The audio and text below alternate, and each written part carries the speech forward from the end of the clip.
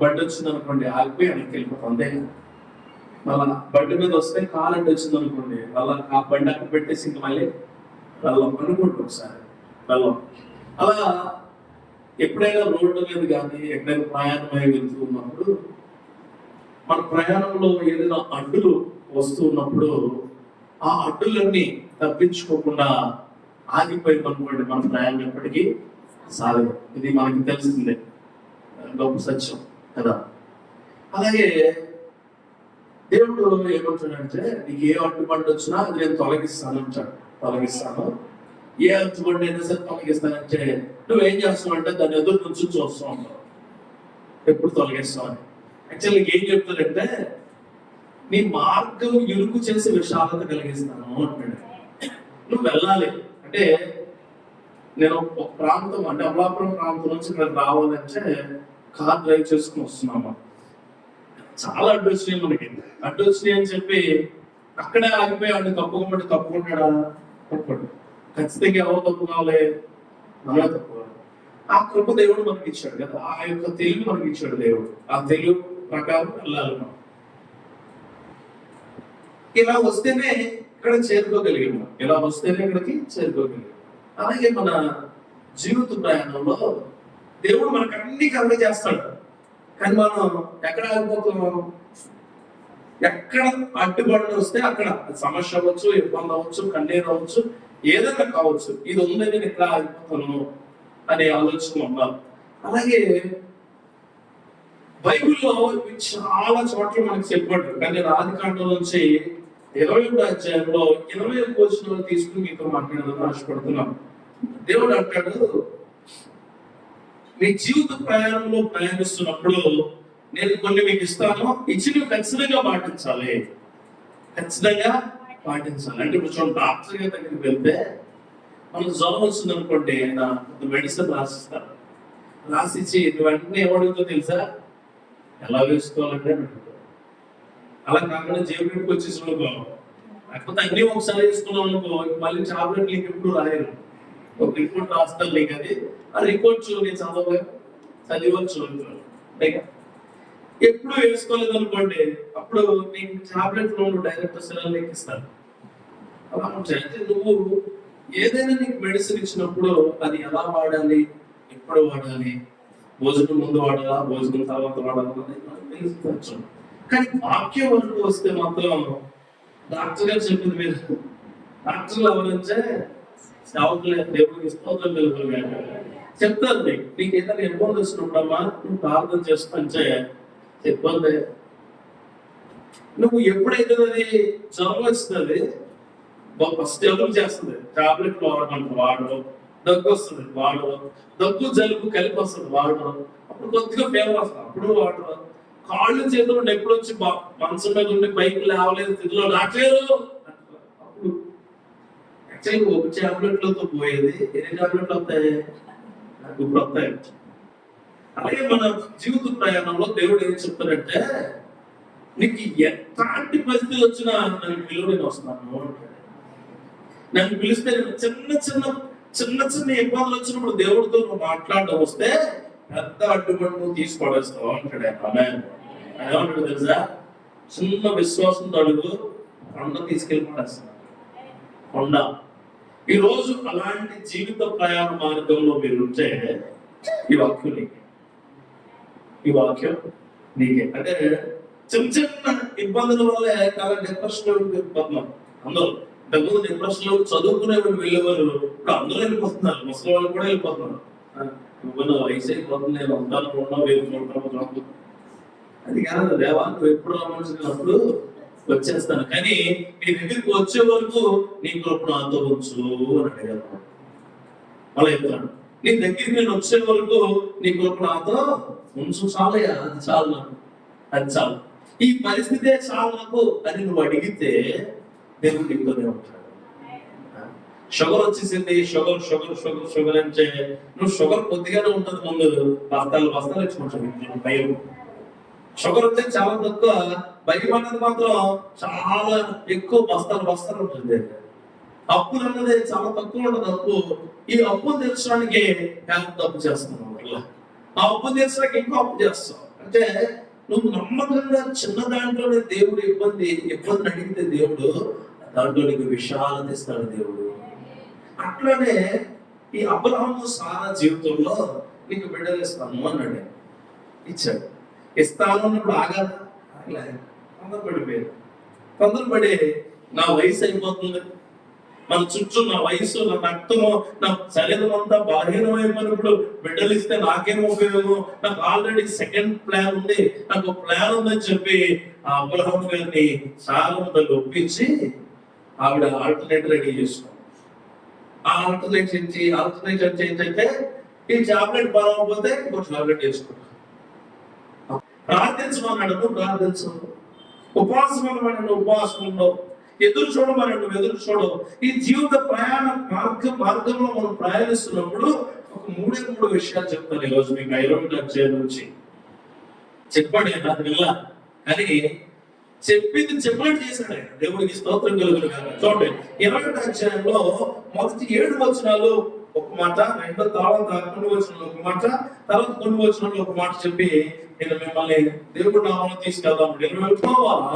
వాడు చెప్పిన ప్రకారము సారాను దర్శించాను. ఆపండి, చెప్పిన ప్రకారము నీకు ఏదైతే సేవకుడి నుంచి ఒక మాట నీ దగ్గరికి వస్తుందో చెప్పిన ప్రకారమే జరుగుతుంది. నీ కంగారు ఎక్కువ నీకు.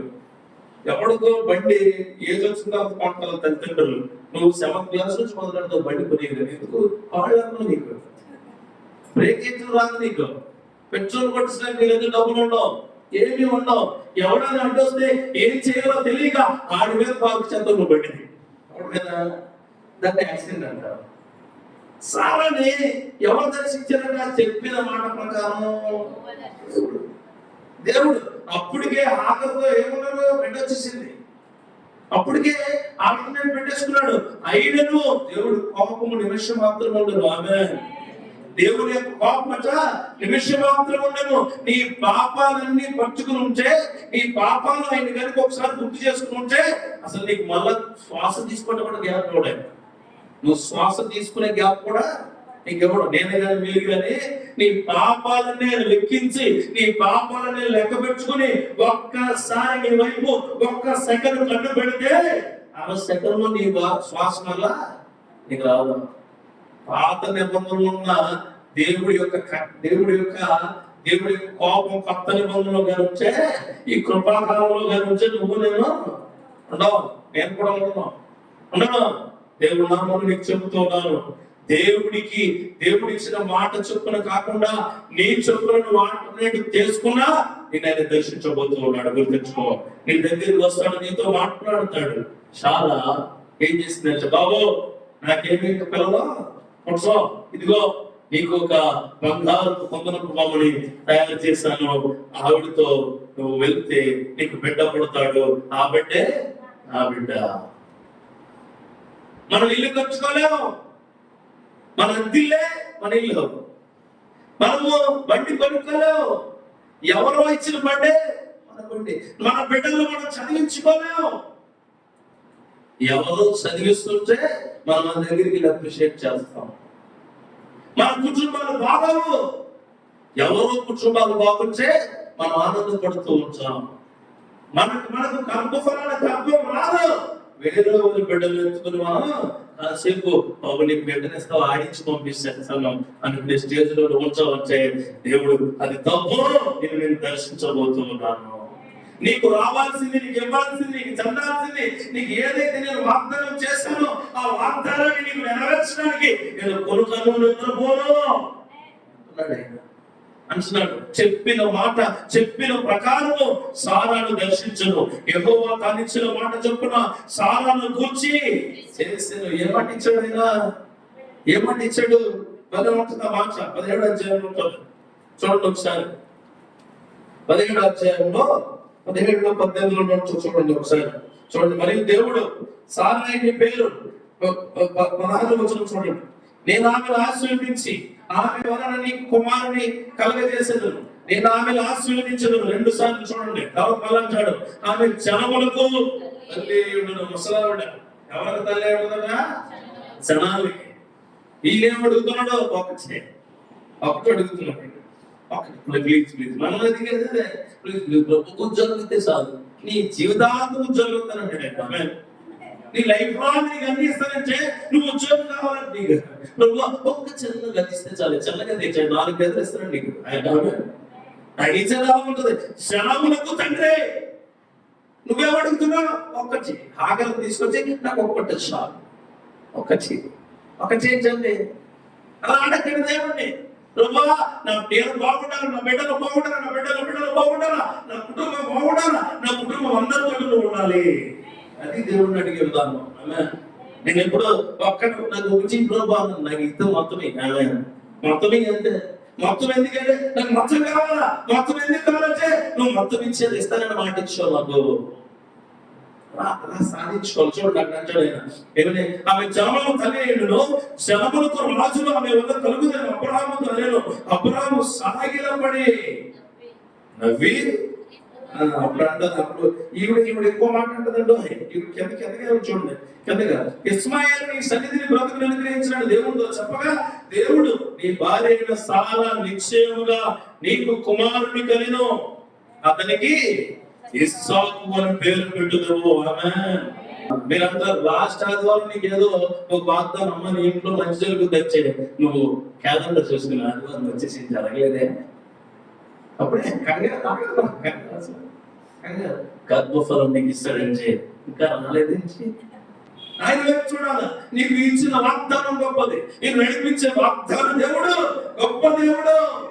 ఎర్ర సముద్రాన్ని 2 పాయలు నీకు ఏదో చెప్పాలో గుర్తు చేసుకోమా. ఎర్ర సముద్రాన్ని 2 పాయలుగా చేశాడు. ఆమేన్. ఎర్ర సముద్రాన్ని 2 పాయలుగా రాళ్ళు రప్పలు వేసి పెద్ద అచ్చు పెద్ద కటౌట్ మార్చలేదైనా. ఎర్ర సముద్రం 2 పాయలుగా ఒక సెకండ్లో చేసి పడేసాడు. దేవుడికి స్తోత్రం కలుగును గాక. ఆమేన్. అది రాత్ర మేఘస్తంభం లేదు ప్రభానకు, ఇదిగో పగలంతా మేఘస్తంభం కావాలంటే ఆగు చెట్టును కొట్టేస్తాను. అక్కడ కొట్టేసి చుట్టూ పెద్ద డేరాలు కట్టి ఏర్పాటు చేయాలన్నాడు ఆయన. మంచిగా మేఘస్తంభాన్ని ఆయన కల్పించాడు. రాత్రి అగ్నిస్తంభం కావాలంటే ఒక్క సెకండ్ చేసుకోండి. దేవుడికి మహిమ కలుగును గాక. నువ్వు నేను సేవించే దేవుడు, నువ్వు నేను కాపాడుతూ ఉండబడుచున్న దేవుడు, నువ్వు నేను ప్రతిరోజు అర్థిస్తున్న దేవుడు, నీ కార్యాలు నెరవేర్చే దేవుడు. అందుకే మొట్టమొదటి చెప్తున్నాను, ఫస్ట్ పాయింట్ ఏంటంటే దేవుడు దీవెనతో సంతోషించాలి. అంతే, నీకేమిచ్చినా సంతోషించు దేవుడు. నువ్వు జీవిత ప్రయాణాలు అందనప్పుడు బండి తీసుకున్నా, బండి నీకు ఇచ్చిన సంతోషించంతే. కారు తెస్తున్నావా, కారు నీకు ఇచ్చిన సంతోషించంతే. నీకు కారు బండి ఏమీ లేదా, కాళ్ళు ఇచ్చాడుగా సంతోషించు దేవుడిని. ఆమె నాకు కాళ్ళు ఇచ్చావు ప్రభు, నువ్వు సంతోషించు. మొట్టమొదటి మాట, నీ జీవిత ప్రయాణంలో నువ్వు వెళుతూ ఉన్నప్పుడు నువ్వు మొట్టమొదటిగా సంతోషించండి దేవుడు నీకు ఏమి ఇచ్చాడో చూసి సంతోషించు.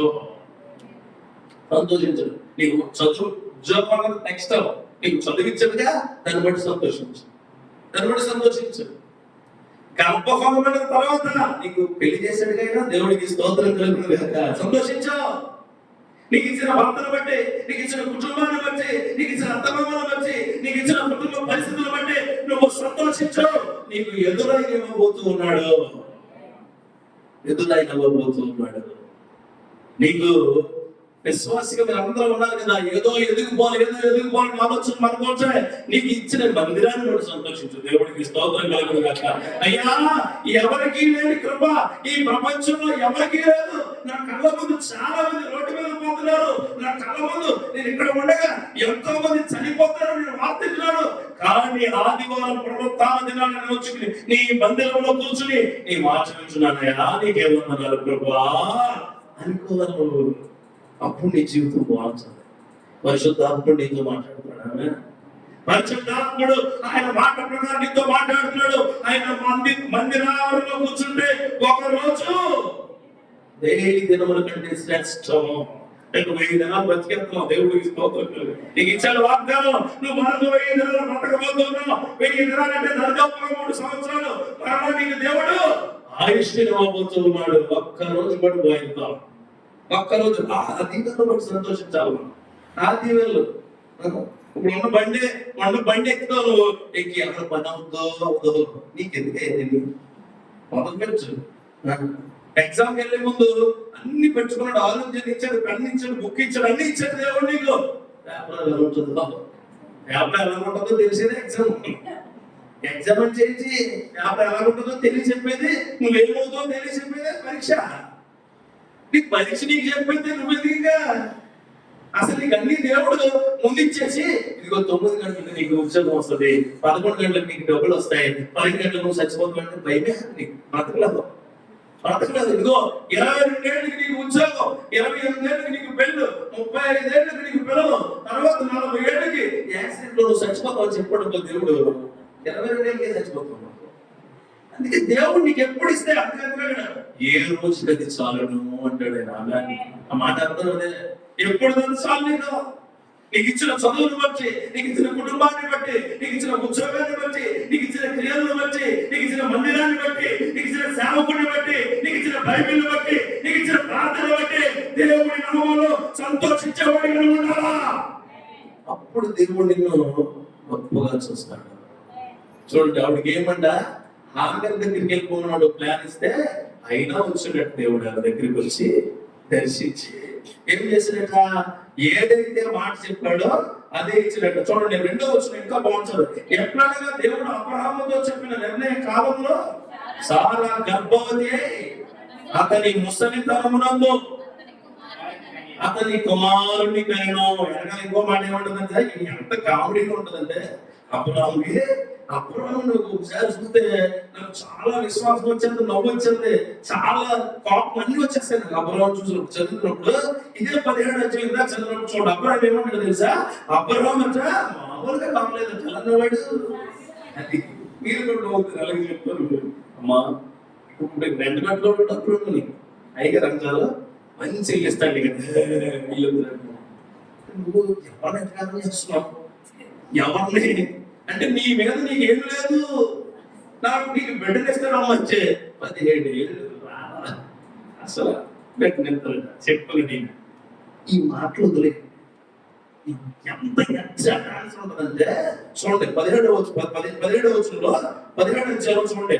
అప్పుడు అబ్రహాము సాగిలపడి నవ్వి, 100 వానికి సంతానం కలుగునా అంటే ఎంత క్వశ్చన్ మార్క్ అంటే ఎలా అంటే చూడండి, ఎలా ఉంటారంటే ఇలాంటి మనుషులు మన ఏదైనా పెళ్లికి వెళ్ళాం అనుకోండి, మంచి మాటలు వేసుకెళ్ళి అనుకోవాలి, మరే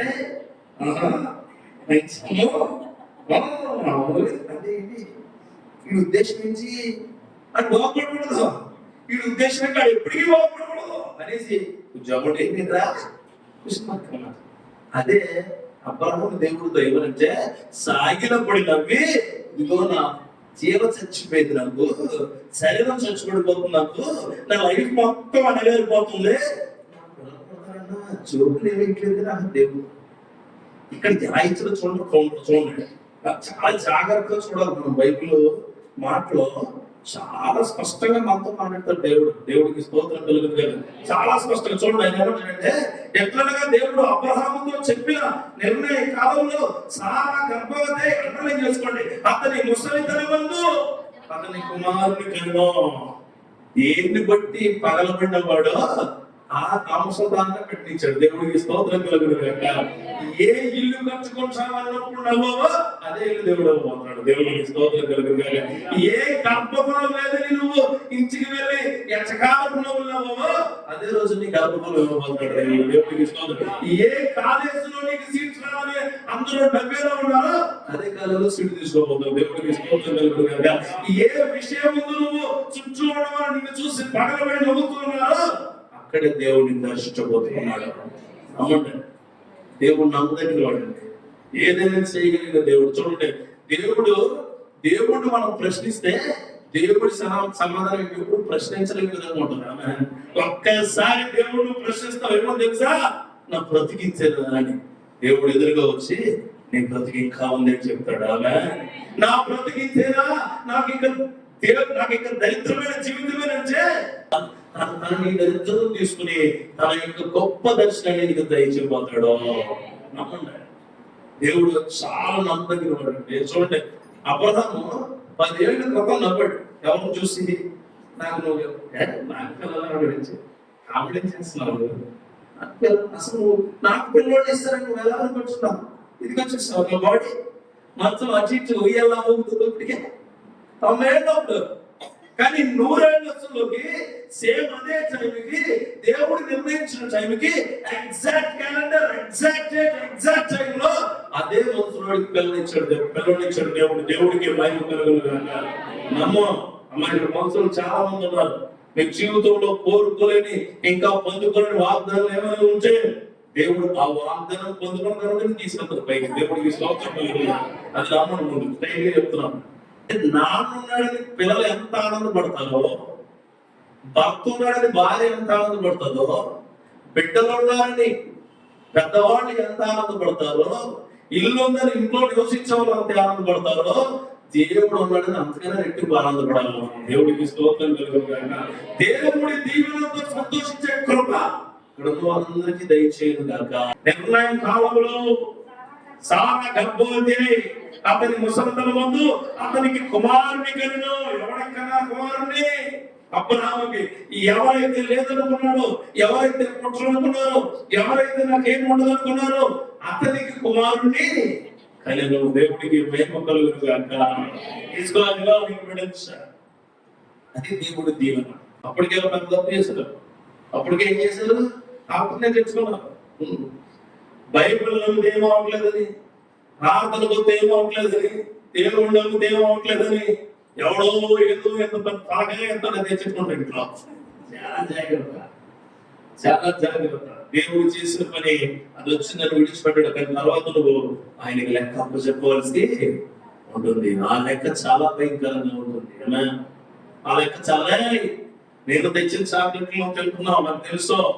కానీ రోడ్డు మీద ఎవడో ఇచ్చిన చాక్లెట్లు కూడా నువ్వు తీసుకుంటావు. నేను తెచ్చిన శాస్త్రమైనది, నేను తెచ్చిన ఆరోగ్యకరమైనది, నేను తెచ్చిన టెస్ట్ చేసి తెచ్చింది, నేను తెచ్చినవి నీకు ఉపయోగపడేవి. కానీ వాడు ఇచ్చేవి క్యాన్సర్ కలిగించేవే.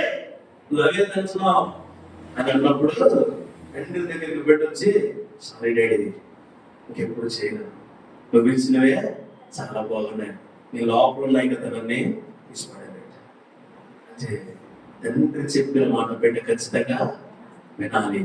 ఇది మన జీవిత సత్యం అయితే దేవుడు ఆధ్యాత్మిక సత్యం ఏంటంటే నేను ఇచ్చాను నీ దగ్గర ఉండే కృపను నీకు ఇస్తూ ఉన్నాను. ఆమె ఆయన ఇచ్చినవే ఉండాలని ఆయన ఇచ్చినవే. మన జీవం ఆయన ఇచ్చింది, మన శరీరం ఆయన ఇచ్చింది, మన చదువు ఆయన ఇచ్చింది, మన భక్తి ఆయన ఇచ్చింది, మన శక్తియుక్తులన్నీ దేవుడు ఇచ్చినవే. ఆయన ఏమన్నాడు తెలుసా? నేను ఇచ్చినట్లో కొద్దిగా నేను మాట్లాడు. దేవుడికి స్తోత్రం కలుగును గాక. ఏమన్నా అసలు పెద్ద బియ్యం పెట్టి తీసుకుని దాంట్లో తాళం దాంట్లో వేసుకుని మళ్ళీ తాళం వేసేసుకుని తాళం చెయ్యి ఎక్కడ వాడతారు, లేకపోతే ఎవడ పోయిస్తారు. లోపల కొడితే అప్పు కొడితే తీయడం ఆయన అంటాడు. ఇదిగో ఆయన ఏమన్నాడు తెలుసా? మీరు ఎంత కొట్టినా తీరు. కానీ ఆయన ఏమంటాడు తెలుసా? దేవుడు ఏమన్నాడు తెలుసా?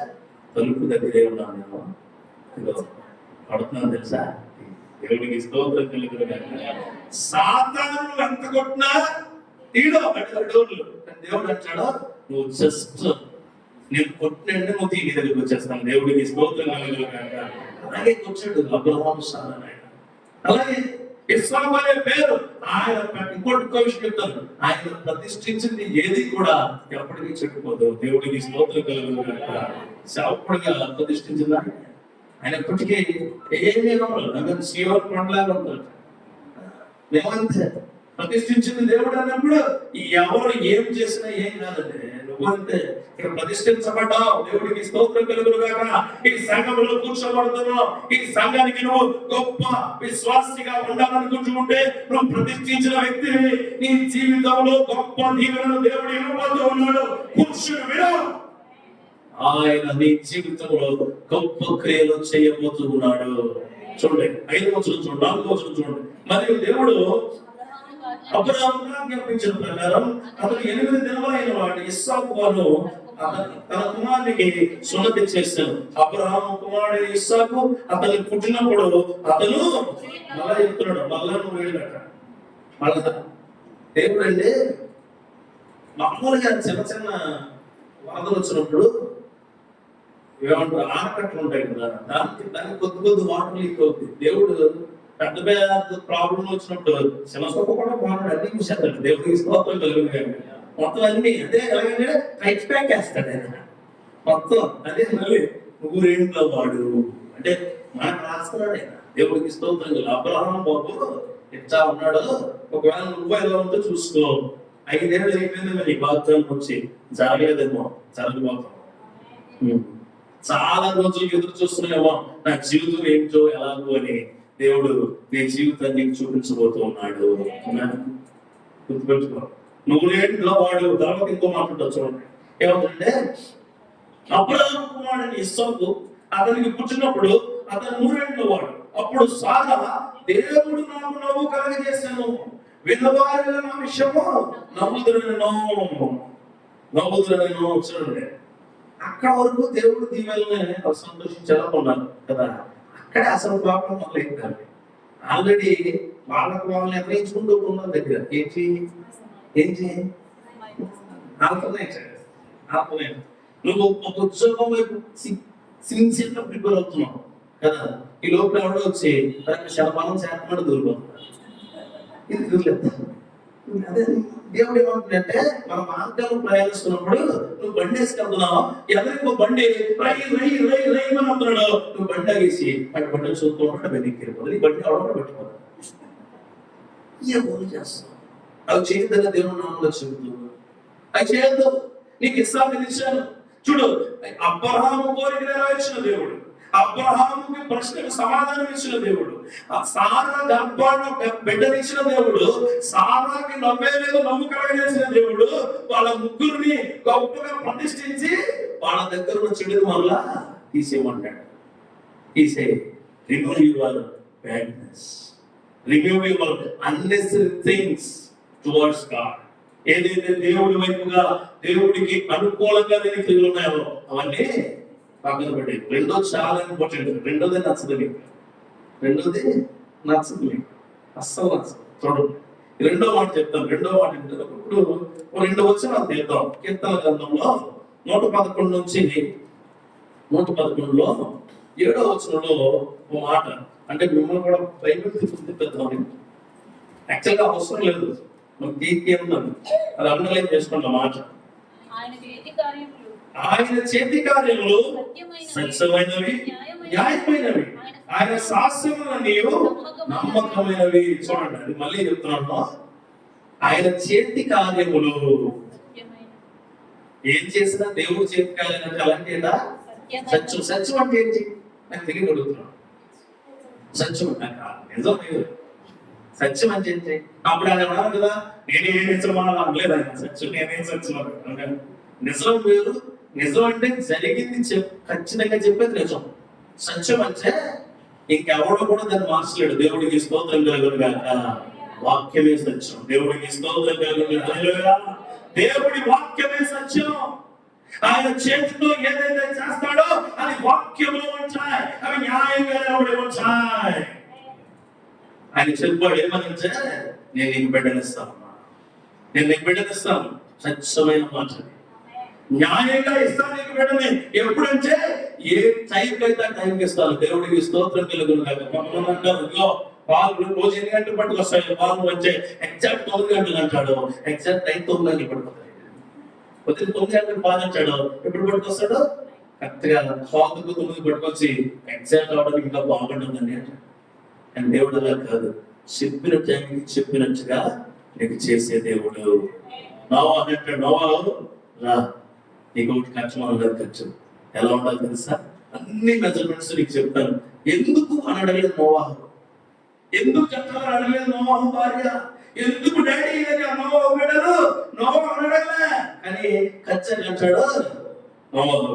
నేను చెప్తున్నాను, మీరు ఏమైనా ఏంటి, ఇదిగో నీ చేతితో సత్యమైంది ఖర్చు కదా, నువ్వు, నీ భార్య, నీ బిడ్డలు, అలాగే చదలు ఏమైతే ఉన్నావు అవన్నీ తీసుకుని వాడికి.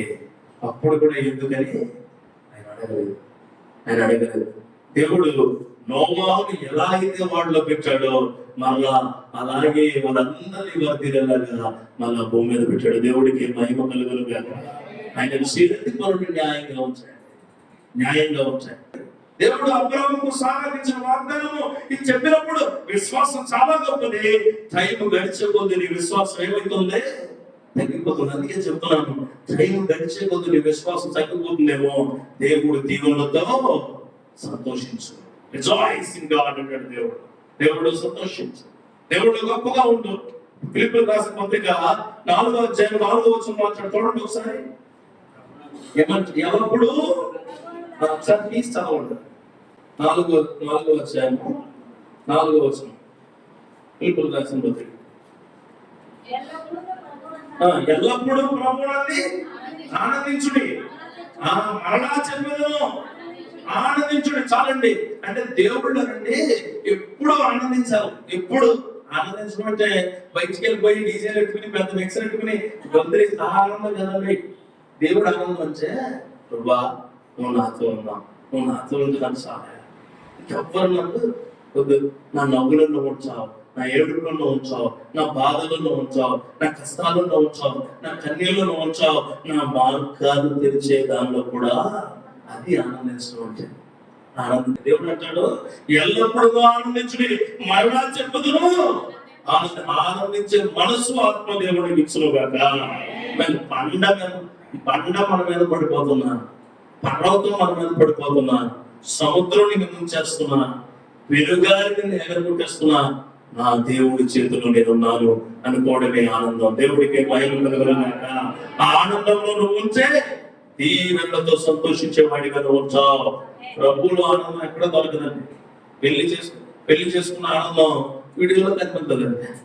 వీడియోలో తర్వాత పెళ్ళంతా ఏముందానికి వచ్చిన పెళ్లి ఆనందము వీడియోలో మనకి ఏ పరిమితం.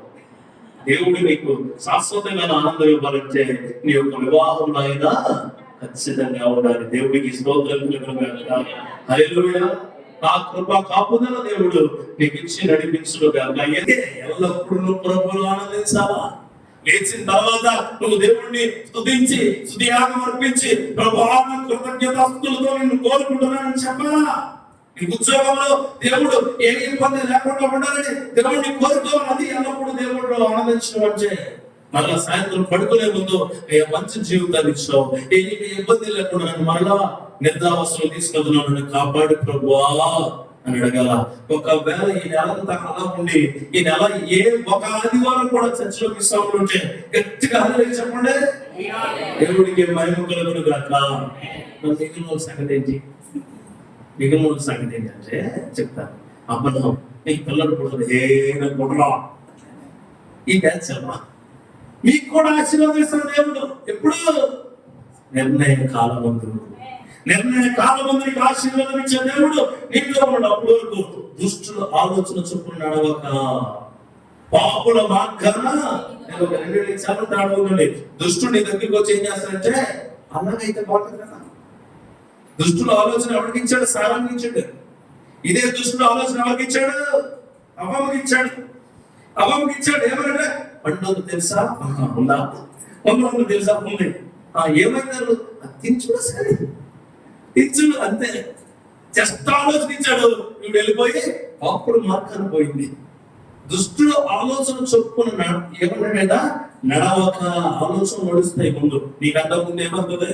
నువ్వు అమలాపురం వెళ్ళాలనుకోండి, నీకంట ముందు ఆలోచన ఇద్దరు నువ్వు వెళ్ళదు, లేదా వెళ్ళవు.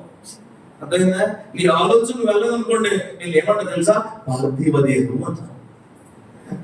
నిజమే. ఇక్కడ నుంచి నువ్వు ముందు ముక్తేశ్వరం వెళ్ళాలని అనుకోండి, ముక్తేశ్వరం వెళ్ళాలని ముందు ఆలోచన వెళ్ళాలి. నీ ఆలోచన ఆపుకోమని చెప్పాడు ఆమె. ఆలోచన ఆపుకో. అలాగే పాపుల మార్గాలను నిలవక. ఆ మార్గంలో వెళ్తూ ఉన్నప్పుడు అన్ని పాప ప్రియులుగా ఉంటాయి. ఆవిడ ఏం చేసింది?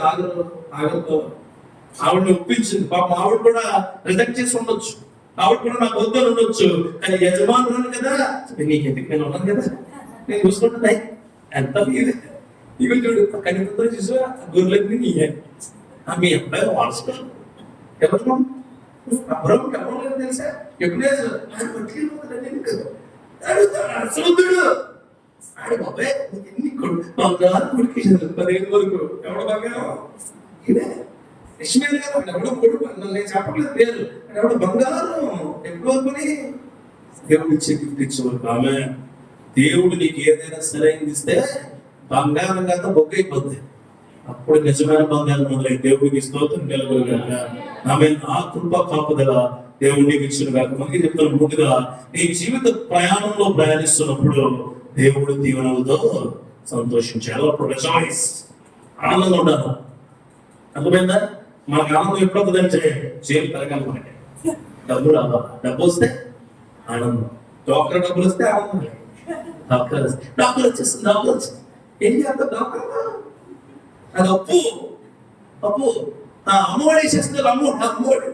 నీకు వస్తే ఏం చేస్తావు? వాళ్ళు వచ్చినా రాకపోయినా చూడండి, ఈ లోకంలో నీకు ఏది ఇచ్చినా అదంతా డిస్కౌంటే. దేవుడికి స్తోత్రం కలుగుగాక. నీకు ఇచ్చి ఎక్స్ట్రా, నీకు దేవుడు ఇచ్చిన జీవితం కంటే ఏది గొప్పది కాదు. ఆమేన్.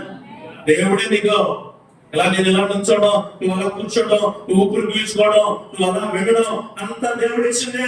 దాన్ని బట్టి ఆయన స్తుతించు, దాన్ని బట్టి ఆయన ఆనందించు, దాన్ని బట్టి ఆయన శరీరానికి హత్తుకో, దాన్ని బట్టి నీ ఆత్మతో పరిశుద్ధాత్మ వైపు చూసి ప్రభువా నువ్వు నాతో ఉన్నావు అనుకోవటమే దేవుడితో ఆనందం.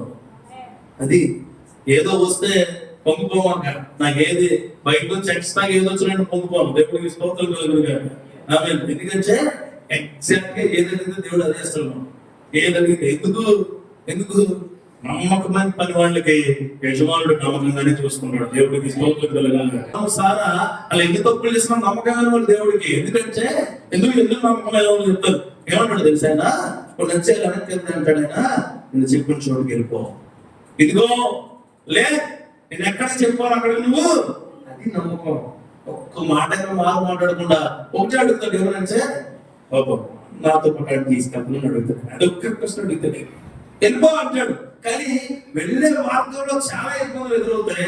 చాలా తప్పులు చేశాడు, చాలా బలిపీఠాలు కట్టాడు. దాన్ని బట్టి ఆమె మనం మన జీవితాల్లో అవి నేర్చుకునేవాడిగా ఉండాలా. అబ్రాహాము తప్పు చేసినని నమ్మకమైన వాడు కాదు, చాలా నమ్మకమైన వాడు. అబ్రాహాము విశ్వాసులకు తండ్రి. ఇది ఫస్ట్ వాదనైనా దేవుడికి స్తోత్రం కలుగుగాక.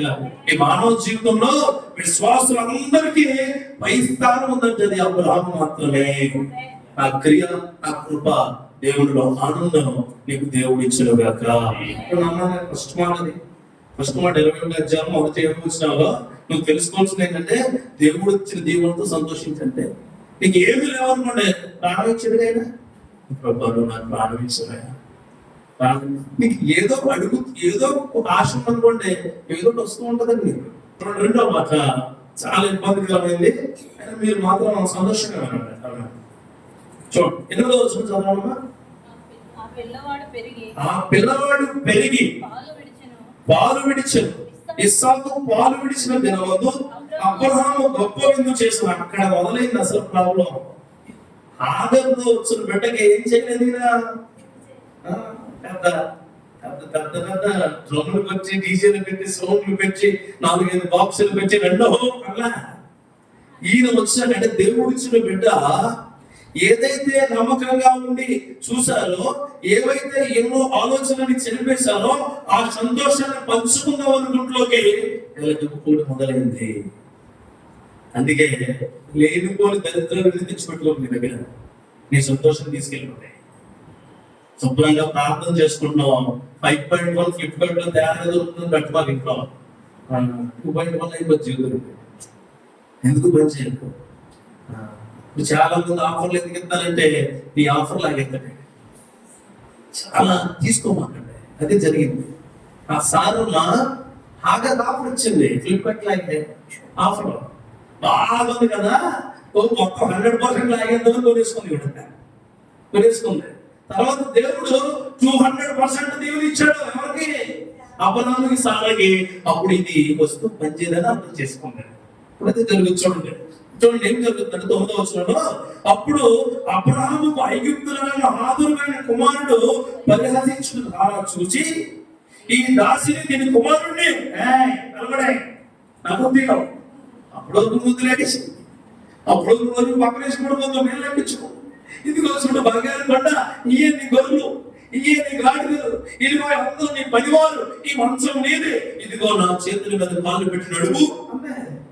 అప్పుడు అందే నాకు తెలిసేవాడు గర్భంలో ఉన్నప్పుడు కూడా ఇది ఆడపిల్లేమో అనుకుంటుంది, అనుకుని వీడే కింగు అనుకుంటుంది. అందుకే మనకు కింగ్ అనుకున్నాయని ఎదురుకుండా చేస్తాడు దేవుడు. జాగ్రత్త. దేవుడికి స్తోత్రం కలుగును గాక. దేవుడు ఇచ్చిందే నిలబడుతుంది. దేవుడు ఇచ్చిందే సార్థకమవుతుంది. దేవుడు ఇచ్చిందే మన జీవితంలో మన జీవితాంతము గొప్ప ప్రతిఫలంగా ఉంటుంది. ఏ సార్ అయితే కావాలని కోరుకుందో, కావాలని తెచ్చిపెట్టుకుందో, అదే సార్ అంటుంది వీడిని తీసుకెళ్ళి బయటపడే.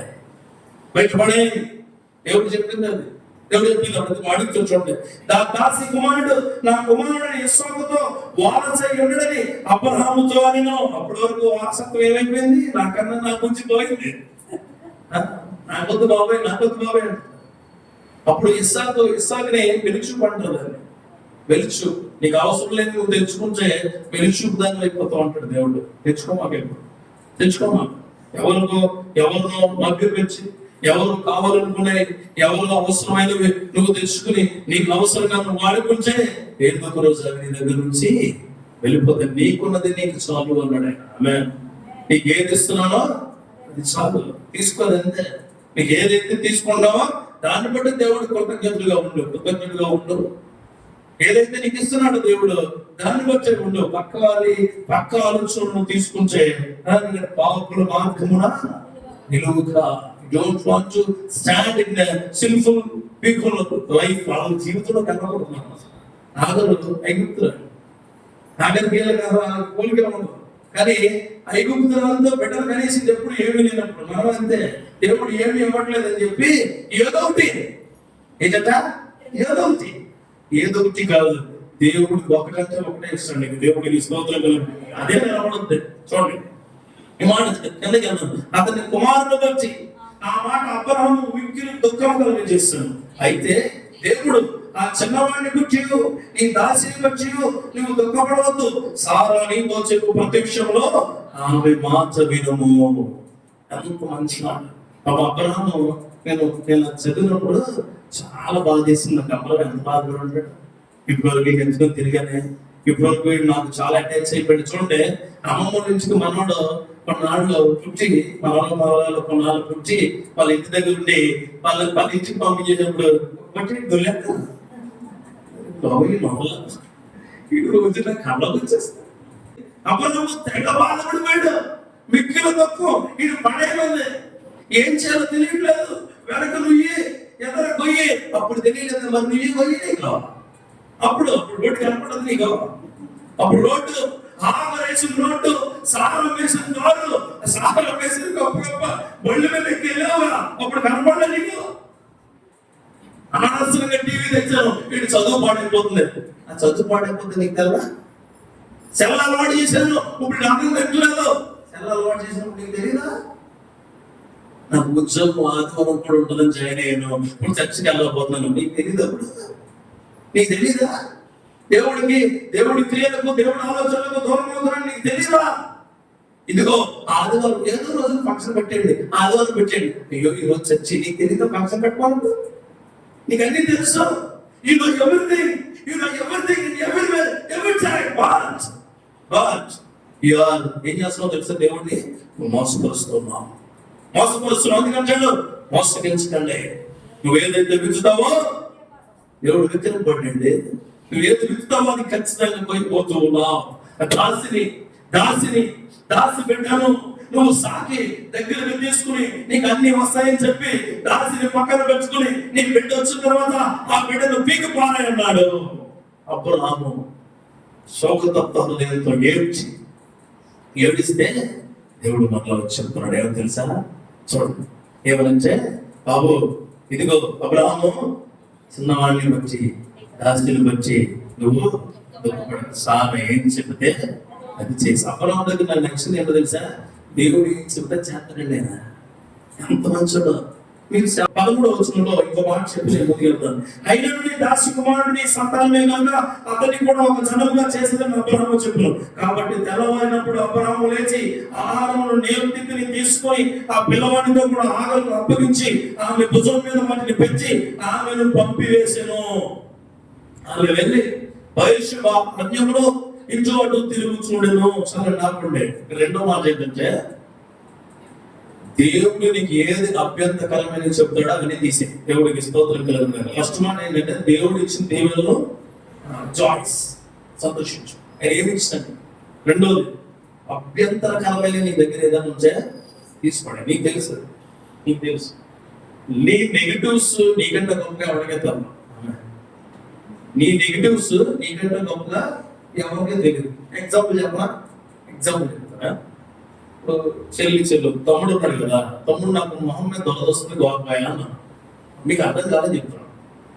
తమ్ముడు మొహం మీద దగ్గర నా మీద ప్రేమతో వచ్చి అందులో నాకు ఎవరు వచ్చి అన్నయ్య ఎక్కడ మొహం అంటే ఎక్కడ పాపంతో దొరద చదివించి ఎక్కడ ముక్కు పక్కన, ఏ ముక్కు ఎడం పక్క పైకి కొద్ది కిందకి గొప్ప అర్థమైందా నేను చెప్పింది? అంటే ఏంటి, నీ ప్రాబ్లమ్ నీకు ఎక్కడ ఏ ఇబ్బంది ఉందో నీకన్నా గొప్పగా you know everything for your life. నీకు తెలుసు నీ జీవితంలో నువ్వే తప్పుడు అడిగేస్తున్నావు, నీ జీవితంలో ఏది వెనక్కి వెళ్తున్నావు, నీ జీవితంలో ఏది వదిలి పెడుతున్నావు, నీ జీవితంలో ఏది ఇబ్బందికరంగా ఉందో నీకు తెలుసు. ఈరోజు ఆ సెల్ ఫోన్ నీకు ఇబ్బంది అయితే నీకు పక్కన, ఆ స్నేహం నీకు ఇబ్బంది అయితే నీకు పక్కన చేయాలి. వాళ్ళని ఆశీర్వదిస్తాడు దేవుడు. దాసి కుమారుని కూడా చాలా దూరం చేస్తానన్నాడు. దగ్గరగా ఉండి యుద్ధాలు జరుగుతాయని చెప్పి నువ్వు దూరంగా ఉండు, నువ్వు తీసుకెళ్ళి వదిలిపెట్టని అబ్రహాముతో చెప్పాడు. ఆఖరితో చెప్పలా, ఆఖరు పొరపాటు నిర్ణయం తీసుకుంటదు, ఆఖరు ఇబ్బందికరమైన నిర్ణయం తీసుకుంటదు. కానీ ఆఖరితో చెప్పలేదు. ఆయన ఎవరితో చెప్పాడు? అబ్రహాముతో చెప్పాడు. ఏమని? వారిని కూడా నేను వదిలిపెట్టిన, వారు కూడా నీ జనాంగమే అన్నా. గుర్తుపెట్టుకో, ఏదైనా నువ్వు అరుగుకు తెచ్చుకుని ఎరకపోయి అనుకో, దేవుడి నామంలో ప్రార్థన చెప్పినబ్బా ఏం చేయనాయా, ఏం చేయను, నేను బతుకు తెచ్చుకున్నది, నేను సంపాదించుకున్నది నాకు ఇబ్బంది అయిపోయింది, నాకు వచ్చింది నాకు దూరం అయిపోయిలాగా మీరు చేయండి ప్రభు అని ప్రార్థిస్తే ఆయన నీకు కొన్ని ఆలోచనలు అడిగేస్తాయి. ఆ ఆలోచనలు ఎలా ఉంటాయంటే వాటికి కూడా దీవించేవిగా ఉంటాయి. ఎందుకంటాడు ఎఫెసీయులకు రాసిన పత్రిక 4వ అధ్యాయము 30వ చూడండి. చదువు. దేవుని పరిశుద్ధాత్మను దుఃఖపరచుకుని విమోచన దినం వరకు ఆయన యందు మీరు ముద్రింపబడి ఉన్నారు. దేవుడు చెప్పిన మాట చెప్పినట్టు చేయకపోతే ఎవరు దుఃఖపరిచినట్టు? అభ్యంతరాలను తీసేయండి. ఏమన్నా మీ దగ్గర ప్రార్థనకు అడ్డానికి ఏమన్నా తీసుకోండి. ప్రార్థనకు అడ్డానికి ఏమన్నా సరే, అందువల్ల ప్రార్థన కంటే విలువైంది లోకంలో ఏది లేదు, అస్సలు లేదు. గుర్తుపెట్టుకోండి, వాక్యం కంటే గమ్యమైన మార్గం ఏది కూడా ఈ లోకంలో లేదో. నేనే చెప్తున్నాను, దేవుడికి స్తోత్రం కలుగుగాక. దేవుడికి ప్రార్థన చేయడం కంటే గొప్ప ఈ ప్రపంచంలో ఏ పెద్ద అధ్యక్షులతో మాట్లాడిన నీ జీవితం ఎలా ఉంటుందో నాకు తెలియదు, కానీ ఈ లోకానికి ఒక అధ్యక్షుడు ఆయన నజరుడు యేసుక్రీస్తు, ఆయనతో మాట్లాడుతూ ఉండు. అదే నీ ప్రార్థన. ఆయనతో మాట్లాడు చాలా. నువ్వు ఎవరితో మాట్లాడకపోతే లోకంలో ఆయనతో మాట్లాడు, నీతో మాట్లాడలే చెప్తాను ఆయన. ఆమె అది అబ్రహాము దుఃఖంలో కూడా ఎవరితో మాట్లాడాడు? ఏముందో ఏం చెప్పు. ఆ దుఃఖం చూసి దగ్గరికి వచ్చి చెబుతూ ఉన్నాడు. అందుకే ప్రతిసారి ఆయన అడగాలి, నువ్వు బాధల్లో అందరి మాట ఏంటో, సుఖాల్లో మాత్రం ఎవడమాట ఏమో. బాధల్లో పక్కోడు ఏదో చెప్తాడు, హాస్పిటల్ తీసుకెళ్ళి బాగుంటుందని చెప్పి ఆటో తీసుకొచ్చి తీసుకుపోతాను. దేవుడిని అడుగు ముందు. నీకు ఏదైనా ఇబ్బంది వచ్చినప్పుడు అండి దేవుడిని అడగడం అంటే బైబిల్ ఎవరు పెట్టుకుని చెప్పడం అది కానీ అడగడం అంటే మోతరించి నా పరిస్థితి ఇదేనా, నేను ఎలా అడుగుతాను దేవుడు ఏం చేయమంటావు?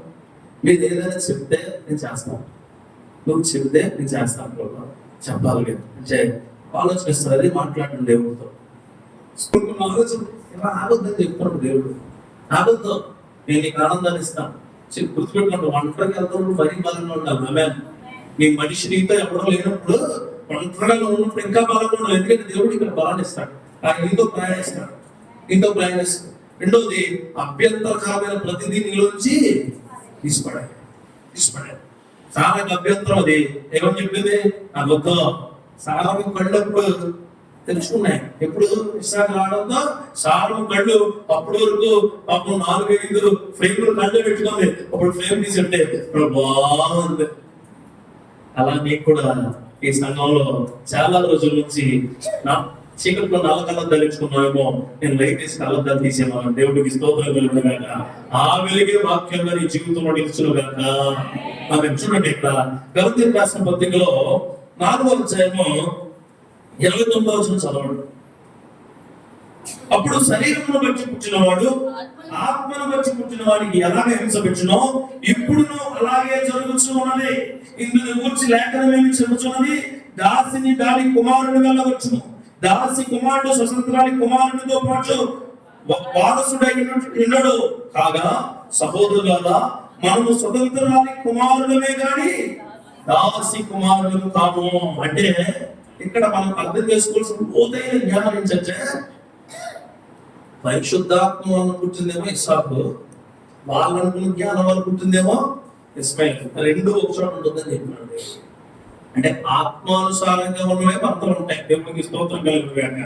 శరీరానుసారంగా ఉన్నవి మనతో ఉండవు. దేవుడు ఏమంటున్నాడంటే, కొత్తగా చెత్తగా ఉన్న నీ జీవితం బయట నుంచి ఏదొచ్చినది పడేయమంటాడు. పడే వదిలిపెట్టేసే. నీకు ఏదైతే అభ్యంతరం చెబుతుందో నీ ప్రార్థనకు అది వదిలిపెట్టే. సెల్ అభ్యంతరమా ఆపే మంచా, టీవీ అభ్యంతరమా కేబుల్ కట్ చేయి. నీ కుటుంబీకులు నిన్ను ప్రార్థన చేసుకుని ఇబ్బంది పెడుతున్నారా, బయటకేం చేయి. నువ్వు దూరం వెళ్ళి ప్రార్థన చేయి. ఏం చేస్తుంది తెలుసు? రోజు ప్రార్థన చేసుకుంటారు. అందుకే కొండ పైకి వెళ్తాను ప్రార్థన, మోషే కొండ పైకి వెళ్తాను ప్రార్థన, దావీదు అరణ్యంలో పోతాడు ప్రార్థన. ప్రార్థన అంటే నువ్వు దేవుడు ఏకాంతంగా మాట్లాడుకునే మాటలు. ఆమె ఆ క్రియలో కాపుదల దేవుడికి వచ్చును కాక. గట్టిగా చెప్పండి, అభ్యంతరకరమైన ప్రతిదీ తీసేస్తానయ్యా. నీకు గట్టిగా చెప్పండి. అస్సలు మళ్ళీ గట్టిగా నేను చెప్తాను. పని అభ్యంతరకరమైన ప్రతిదీ దేవుడు నా నుంచి తీసివేయను కాక. అంటే నా జీవితంలో తీసివేయరు కాక. మీకు కాదు ప్రభా, అభ్యంతరకరమైన ప్రతిదీ నా జీవితం నుంచి తొలగించు. తీసేయండి అంతే. అమ్మ మీరు కూడా మనుషులు మీరు నాకు షుగర్ ఉన్నాయి ఆలోచన తీసేయండి. ముందు ఏమి ఉండదు. దేవుడికి స్తోత్రం కలుగును గాక. షుగర్ ఉంది ఆమెనంటాడు. ఉండదు ఎప్పటికీ ఉండదు. క్యాన్సర్ రోగి ప్రార్థన చేసాం, ఆవిడ క్యాన్సర్ కొద్దిగా ఉందన్నమాట, చాలా తక్కువ ఉంది. ఆవిడ చచ్చిపోతానేమో, చుట్టూ అంతా ఊడిపోతాయి గారు, ఊడిపోతారు. శరీరం ఏం లోపం బాగదేమో అన్నాడు. చాలా బాగుంటుంది, ముందు తీసేయండి. ఎలా తీసేయండి? ముందు ఆలోచన తీసే. దేవుడు నేను కాపాడుతాడంటే మళ్ళీ టెస్ట్ వెళ్ళింది, క్యాన్సర్ అసలు చిన్న కనపడలేదు దేవుడికి. దేవుడికి స్తోత్రం కలుగును.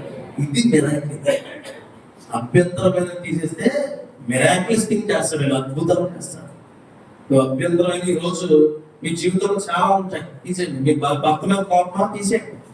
భర్త మీద కోపం మీ భర్తను తీసేస్తారు. బొమ్మని మన అన్నాను, అమ్మా అయ్యా మా ఇంట్లో చాలా ఇబ్బందులు పడుతున్నాం, నా భర్త అస్తమానం కోప్పడిపోతున్నాడు, ఆల్బం చూస్తుంటే నా ఒళ్ళు మండిపోతుంది అంటే తీసేయను. ఆల్బం అండి, ఆల్బం తీసేస్తా. కోపాన్ని తీసేయాలి. కోపం ఆయన ఏమంటాడు తెలుసా? ఉదయం కోపం సాయంత్రం పోమంటాడు. ఏమంటాడు ఆయన? నీ కోపం సూర్యుడు ఉదయం నుంచి సూర్యాస్తమయం లోపల పైపోవాలా. నువ్వు సూర్యుడు ఉదయం పోతే అస్తమించదు. ఈ కోపానికి అస్తమయం ఉండదు. ఒకటో రోజు, రెండో రోజు, మూడో రోజు, 1000వ రోజు కోపం పెరుగులు కాక. అనకూడదు. అభ్యంతరమైన ప్రతి కార్యము దేవుడి నుంచి తొలగించును గాక. యేసు నామములో చెబుతున్నాను, ఈ రోజు ప్రణాళిక ఓ ఒడబడికి తీసుకో. ప్రభా, ప్రతి అభ్యంతరమైన క్రియ నా నుంచి దూరపరచు, తీసివేయి. అది ఎట్లాంటిదైనా, నా శరీర క్రియ, నా ఉద్యోగ క్రియ, నాకున్న ప్రతి ఇబ్బందికరమైన క్రియ నా నుంచి దూరపరచు. దాసి కుమారుడు దేవుడి పరిశుద్ధ ఆత్మతో వచ్చిన కుమారుడికి ఎక్కడా కూడా పోలిక లేదు. చూడండి, మూడవదిగా సరే మరి అంటే దేవుడు అన్యాయం కాదండి. ముందు చెప్తే అర్థం, దేవుడు అన్యాయించాడు, ఓకే, న్యాయం చేసేవాడే. ఎవరికి అన్యాయం చేసేవాడు కాదు. అందుకే చాలా దెయ్యాల సమూహం వచ్చి వాడు రిక్వెస్ట్ అయితే వాటికి కూడా అన్యాయం చేయలేదు. ఏమైనా తెలుసా? అయ్యి బాబాయ్ వచ్చారా ప్రభా ప్లీజ్ వెళ్ళు అన్నాడు. ఆ పందులు తట్టుకోలేకపోయినాయి. అనబడిపోయి అన్యాయం కాదు ఆయన, అసలు ఎప్పటికీ అన్యాయం కాదు.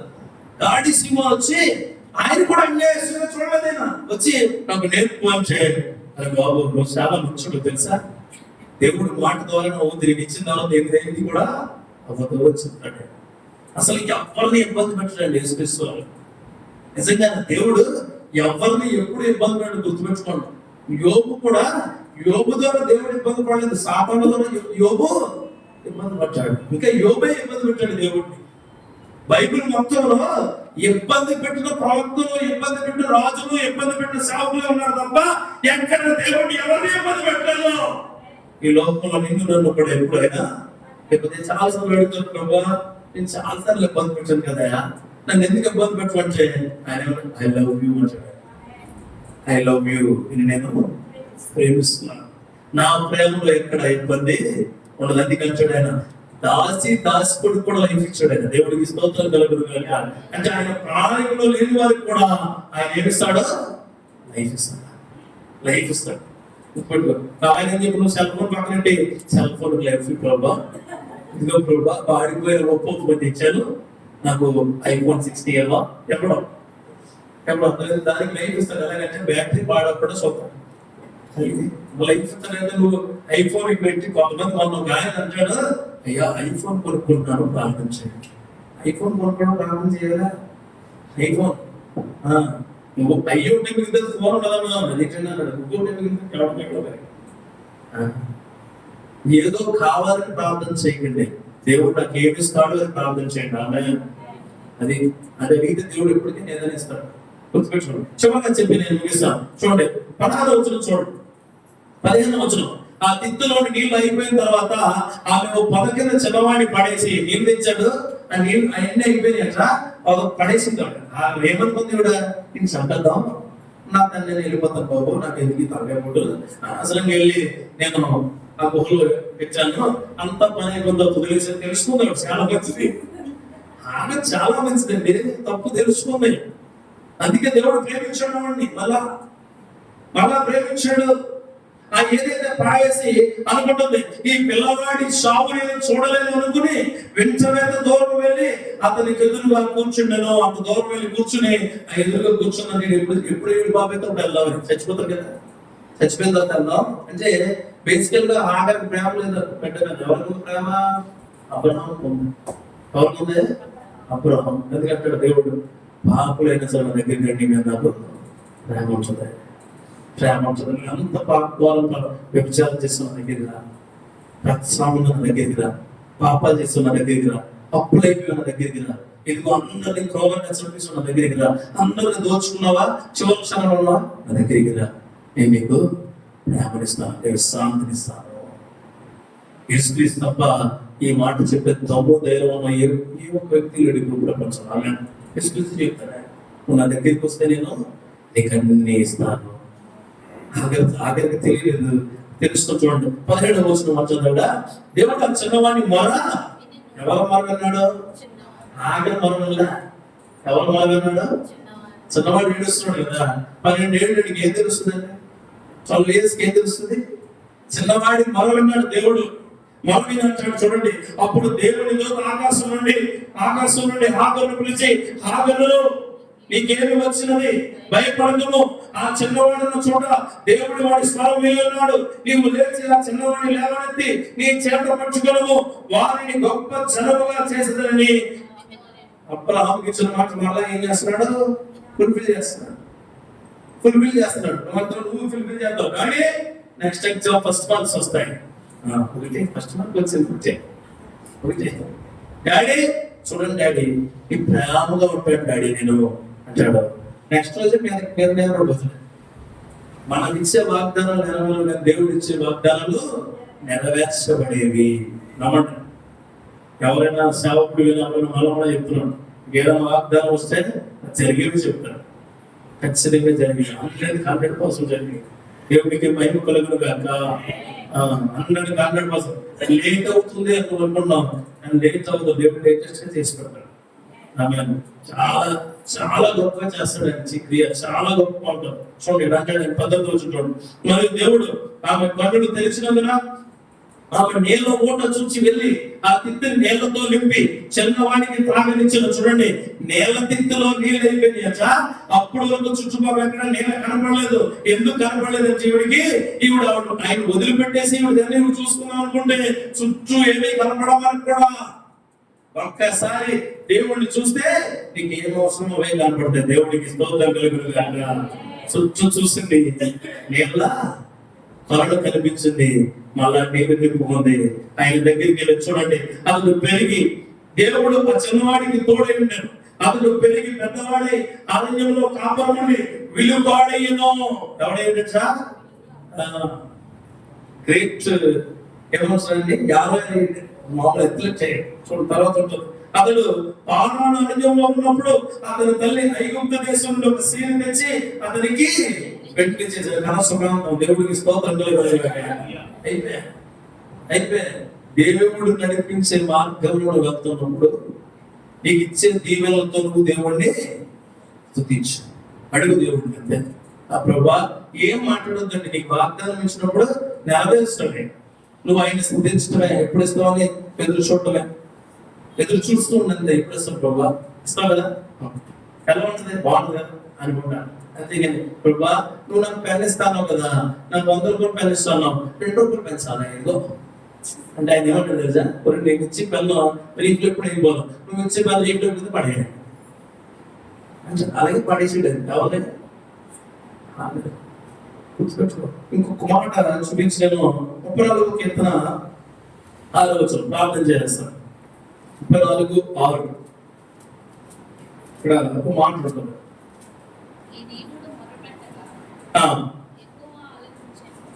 ఈ దీనుడు మొరపెట్టగా కదమ్మా, 34:6 చదవలేదు. ఈ దీనుడు మొరపెట్టగా యెహోవా ఆలకించెను, అతను శ్రమలన్నిటిలో నుండి అతన్ని రక్షించను. ఇంకో మాట చదవతల్లి, 18వ వచనం చూడు, 17వ వచనం చూడు. నీతిమంతులు మొరపెట్టగా యెహోవా ఆలకించెను, వారి శ్రమలన్నిటిలో నుంచి వారిని విడిపించును.